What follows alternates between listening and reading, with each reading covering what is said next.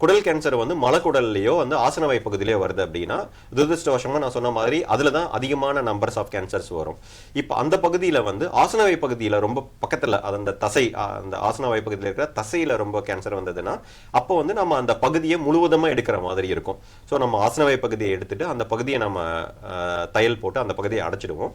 So இப்போ நம்ம வேற லெட்டின் போகிறதுக்கான ஒரு ஒரு வழி நம்ம உருவாக்கணும் இல்லையா, அதுக்கு வந்து நம்ம அப்டமல் வால் அந்த அப்டமன்ல வந்து வயிற்று பகுதியில வந்து குடலை எடுத்துட்டு வந்து நம்ம வெளியில இருக்க மாதிரி நம்ம வச்சிடுவோம். அது வந்து ஸ்டோமா அப்படின்னு சொல்லுவோம். அந்த அந்த பர்டிகுலர் குடல்ல இருந்து நம்ம லெட்டின் வந்துட்டு இருக்கோம்.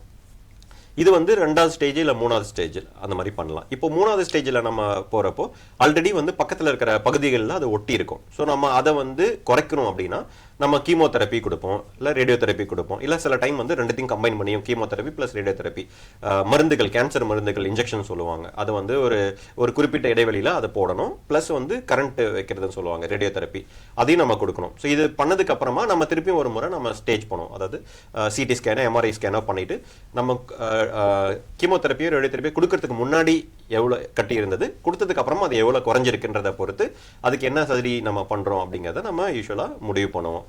4வது ஸ்டேஜ் அதுதான் வந்து மெட்டாஸ்டேசிஸ். துரதிருஷ்டவசமாக அந்த 4வது ஸ்டேஜுங்கிறது வந்து எல்லா இடத்துலும் பரவின கேன்சர். ஸோ அதுக்கு வந்து நம்ம பெருசாக ரொம்ப கியூரேட்டிவ் ட்ரீட்மெண்ட், அதாவது நம்ம முழுவதுமாக நம்ம குணப்படுத்த முடியாது. அந்த மாதிரி சுச்சுவேஷனில் நம்ம வந்து எந்த பகுதியில் மெட்டாஸ்டேசிஸ் பரவி, எந்த பகுதியில் கட்டி பரவி இருக்கோ அந்த பகுதியில் என்ன மாதிரியான சிம்டம்ஸ் இருக்குது, வலி இருந்தால் வலிக்கான வலி நிவாரணிகளோ, இல்லாட்டி வந்து சம்டைம்ஸ் அது பிரெயின் மெட்டாஸ்டேசிஸ் இருந்ததுன்னா அதில் சில பேருக்கு வலி போகிறதுக்கு வாய்ப்பு இருக்குது. நுரையீரலில் இருந்தது அப்படின்னா அதில் நீர் கோத்து மூச்சு விடுறதுக்கு சிரமப்படுறதுக்கான வாய்ப்புகள் இருக்குது. அந்த மாதிரி இருந்ததுன்னா நம்ம வந்து இப்போ நுரையீரலில் நீர் கோத்து இருக்குன்னா அந்த நீரை நம்ம எடுக்கலாம், வயிற்றில் நீர் கோத்து இருக்குன்னா அந்த நீரை நம்ம எடுக்கலாம். அந்த மாதிரி நம்ம பண்ண முடியும்.